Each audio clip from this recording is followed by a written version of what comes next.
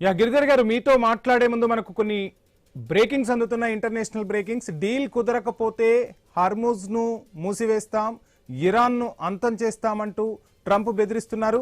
మరోసారి తనదైన శైలిలో ట్రంప్ వార్నింగ్ ఇచ్చే ప్రయత్నం చేస్తున్నారు. చర్చలు విఫలమైతే మళ్లీ దాడులు చేస్తామని ట్రంప్ చెప్తున్న పరిస్థితి. హార్మూజ్ ను మూసివేస్తా, ఇరాన్ ను లేకుండా అంతం చేస్తా. ఇది ఒకసారి కాదు.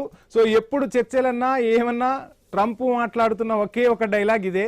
సో ఆ డైలాగులు కంటిన్యూ అవుతున్నాయి. 37 కాదు 39 సార్లు శాంతి చర్చలు అన్నాడు. నాకు తెలిసి 40వ అయిందనుకుంటా ఈరోజు.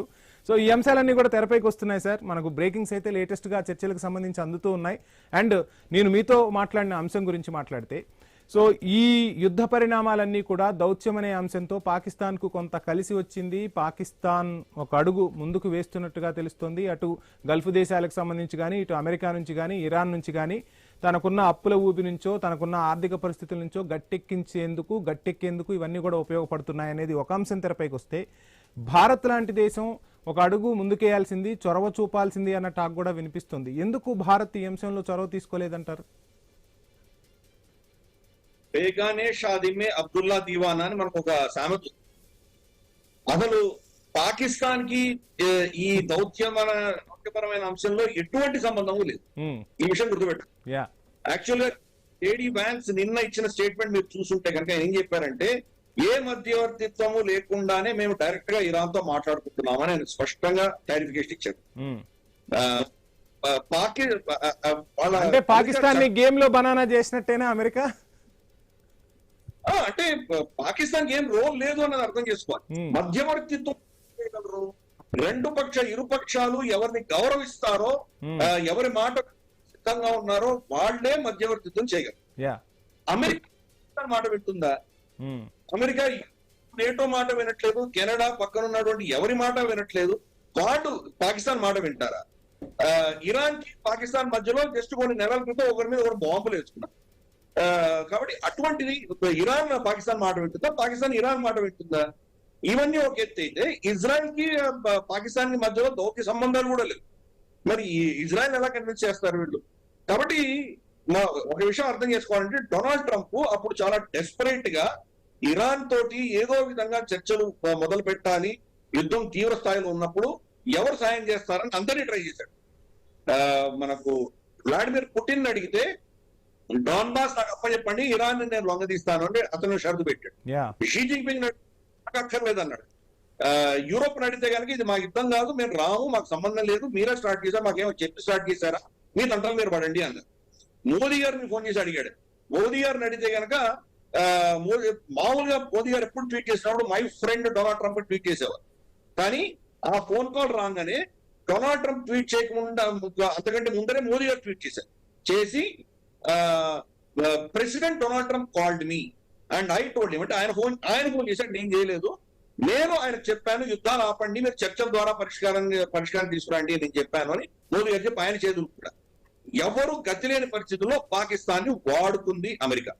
ఎందుకు దేశాన్ని వాడుకోవాల్సిన అవసరం ఎందుకు వచ్చిందంటే, అమెరికా చట్టం ప్రకారం శత్రు దేశంతో వాళ్ళు డైరెక్ట్ గా చర్చలు చేయకూడదు, అమెరికా చట్టంలో ఉంది. ఇరాన్ శత్రువు కాబట్టి ఎవరో మధ్యవర్తిత్వం చేయాలి. గతంలో మనకు టర్కీనో, ఖతారో లేదా ఒమానో వీళ్ళందరూ చేశారు. పాకిస్తాన్ ని ముందర పెట్టి పాకిస్తాన్ ఒక పోస్ట్ మ్యాన్ గా వాడుకున్నారు. పాకిస్తాన్ కి ఎటువంటి ప్రమేయము లేదు.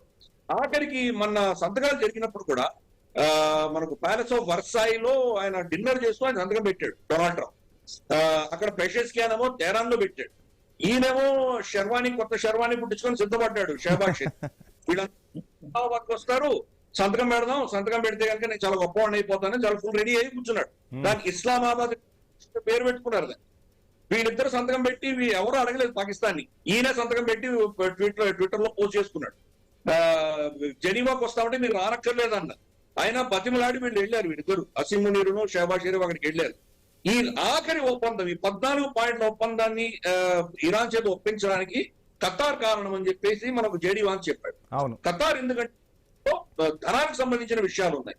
వాళ్ళ ఏవైతే అసెట్స్ ఫ్రీజ్ అయినాయో దాన్ని రిలీజ్ చేయడం కావచ్చు, $300 బిలియన్ రీకన్స్ట్రక్షన్ కి సంబంధించిన అంశాలు కావచ్చు, ఇవన్నీ కూడా ఖతార్ నెగోషియేట్ చేసింది. ఖతార్ పైసలు ఇవ్వడానికి సిద్ధపడింది. మిగతా ఖతార్ దగ్గర $6 బిలియన్ వాడు ఇరుక్కొని ఉన్నాయి ఇరాన్. కాబట్టి ఖతార్ యొక్క ప్రమేయం వల్ల జరిగింది. ఇస్లామాబాద్ కి మనకు అసీం మునీర్ కానీ లేదా మనకు షాబాజ్ షరీఫ్ కానీ ఎటువంటి సంబంధం లేదు. ఈ విషయం మనం అర్థం చేసుకోవాలి. అయినా వీళ్ళు తగుదన అమ్మ అంటూ వెళ్ళారు అక్కడికి. వీళ్ళని ఎలా ట్రీట్ చేస్తారో మనం చూస్తున్నాం. ఇన్ఫాక్ట్ చాలా స్పష్టంగా చెప్పాడు, ఎవరు మధ్యతో మేమే డైరెక్ట్ గా ఇరాన్తో మాట్లాడుతున్నాం అని చెప్పాడు. కాబట్టి ఫస్ట్ ఆ విషయం అర్థం చేసుకోవాలి. రెండు, మోదీ గారు ఎందుకు వాడు మనం వెళితే కనుక ఇప్పుడు ఈ ఒప్పందాలు జరిగాయి అనుకుందాం, కాసేపు ఏదో సంతకం పెట్టారు అనుకుందాం, మరుసటి రోజు మళ్ళీ డొనాల్డ్ ట్రంప్ చేంజ్ చేసి మళ్ళీ వాళ్ళ మీద యుద్ధం చేయడం ఎవరైనా గ్యారెంటీ ఇస్తారా? అవును. ఒక ప్రెసిడెంట్ ఒబామా సంతకం పెట్టి ఇచ్చినటువంటి జేసీపీఓ అని ఇంకొక ప్రెసిడెంట్ వచ్చి చింపేస్తే అమెరికా మీద ఎవరికి గౌరవం ఉంటుంది, నమ్మకం ఉంటుంది? అలాగే తాను యూకే తోటి డీల్ చేసుకున్నాను అన్నాడు, తర్వాత యూరోపియన్ యూనియన్ తోటి డీల్ అయిపోయింది అన్నాడు టారిఫ్ సంబంధించి.